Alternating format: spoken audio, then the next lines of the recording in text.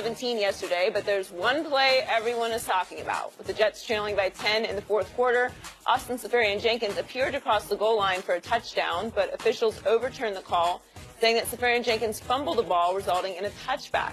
After the game, ref Tony Corrente said the play was, quote, pretty obvious. Let's take a listen to the Jets after the loss.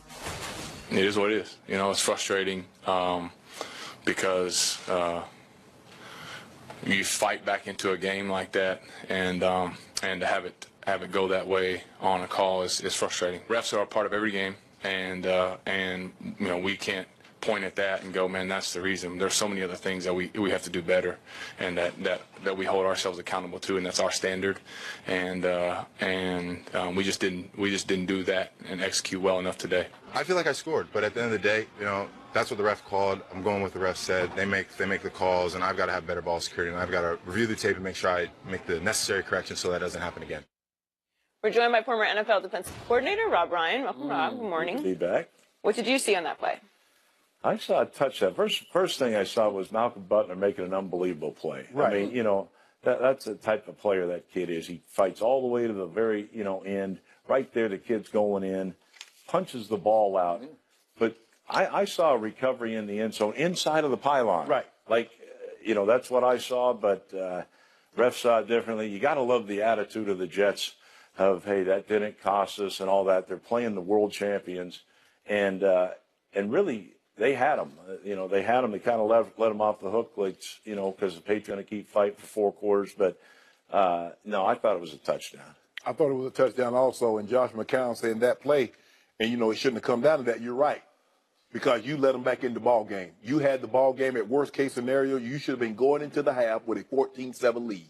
It was your pick that allowed them to get back into the ball game. And this is what we see from these type of quarterbacks, is that they'll get you out, but they're all inevitably, they will do something that allow the other team to get back in. I just don't, very seldom do you see them overturn. The call on the field was a touchdown. Yeah, right. And for Tony Corrente to say it was obvious. Now, what we do know this year is that the NFL will have, there's someone up in Secaucus or wherever that place is in Jersey that's helping making the call. That's not the ref's call anymore. And I'm like, okay, do we really want to see the Patriots at 3-3 or 2-4, whatever they could possibly be in? There's no way that's not a touchdown. That is a touchdown. He had the ball. Now, granted, he lost the ball, but he gained the ball back inside the pile. How you gonna say he fumbled it? Fumbled it where? And they didn't just say incomplete. They said touchback. Yeah, so exactly. You're totally screwed. You know, you lose the whole possession. So you don't even get a field goal. At least you could have got a field goal out of it. What? No, and it fell into his stomach. It's not like he was reaching it out and dropped it and then went out the back of the end zone. Correct. I mean, it fell into his stomach on his body. I mean, so then Tony Corrente, as Joey pointed out, tells the pool reporter after the game that one last angle that he saw that New York had was, quote unquote, pretty obvious. Well, I got to tell you, I think I've seen all the angles available. Yes. I can't imagine a better angle than what we've seen. It's very obvious to me it was a touchdown. Exactly. So this is the first time we have a new man in this position. Dean Blandino was in it. Now he's with Fox. Yeah. Mike Pereira before him is with Fox. And now Al Riveron, you're on the hot seat. You know, I want to hear from him today. Yeah. I want him to do a media session and show us the one angle that was so conclusive that they overturned the call on the field, because now the credibility of the game is dangling. You're suggesting that they're pro-Patriots somehow. Okay? Well, you better do some damage control here, or even beyond damage control. If you do have an angle that will show that he didn't come up clean with the ball, go to the ground cleanly with the ball, then show us, because I can't see it. Right. Are those optical illusions that we keep seeing? Yeah, we're gonna have to see that the ball is on the ground. Yeah. When he's, because that's the only thing, because the ball has to touch the ground without total control. Because it looked like to me that he gained control of the ball before he hit the ground, and then he's out of the end zone. But how did it go from not being, okay, a touchback? I'm like, how the hell is it a touchback? So you go from a touchback, it goes from a touchdown to a touchback. So we don't even get a chance. Not only do we not get 3 points, we don't get an opportunity to line up, kick a field goal for 3 points. They get the ball and we get jacked. Man, this is Yeah, hey Skip, I need to know about this one because I've never seen anything like this before. Because normally in the touchback we see the ball go out of the end zone, or we see somebody get stripped right as they're crossing. I don't know if I've ever seen or heard of a call like this. No, I haven't either. And look, this is the second game like that. Now, you know, think about the Detroit game. Yeah. Guy runs a slant. Golden Tate. They touchdown, and then they say it's not a touchdown, and they don't even give him a chance for fourth down. Yeah. They have the runoff. Yeah. So, I mean, you know, that that's was a real two screw job. really strange calls that have never happened until this year. Right. But I don't believe that the Jets would have won if they had gotten this, if the call on the field had stood. I still don't. I just believe Brady's going to make a play and they're going to pull it out. Well, you're probably right. I mean, you know, their defense finally stopped the run. That was a positive. They're playing without Stephon Gilmore. I never saw the mistakes in their secondary as much.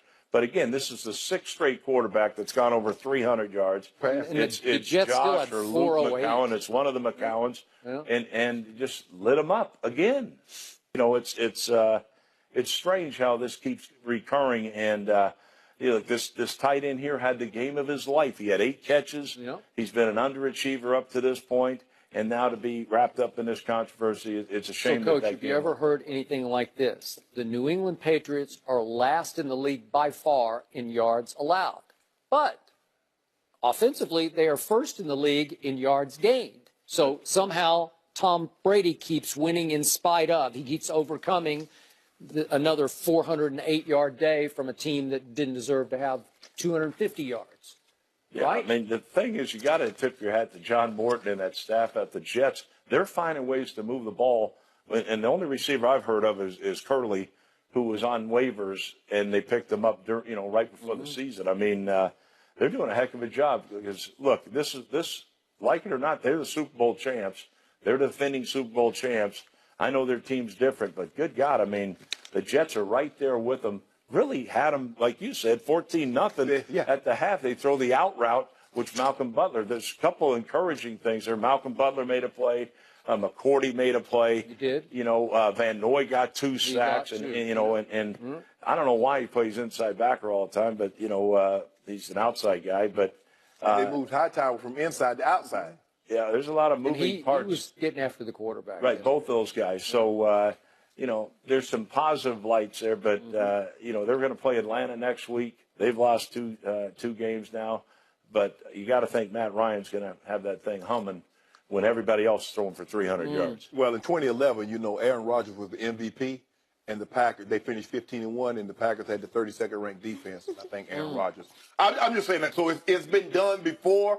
I'm just saying. Did they lead in yards gained that year? I don't think so. All I'm saying is they were 15-1, and Aaron was 45-6. Was Aaron 40 years old back in? I think there you go. Maybe he was. I don't know. Well, how many more caveats you want to Wait a second. Was he married? I got to know. Are you on or off the New England bandwagon? Because I never know for sure. Because you go from week to week, hot to cold. Is there any more caveats? Was Aaron Rodgers married to a model in 2011? Did he have a daughter named Vivian? Did he have a son named Jen? Are there any more caveats you want to throw in? I don't think any of those applied in 2011. Okay. Okay, are you on or off? I just need to know. I think you're off. Let me see. That's a little shine right here. A little moonshine. Wow. I'm with him. I'm there. Yeah, I'm back. right. That looks like water. That looks like water. The best shine looks like water. Anyway, thanks for Tell him, sharing Rob, it. good stuff. Why can't the Chiefs beat the Steelers? We'll discuss that with Tony Gonzalez next.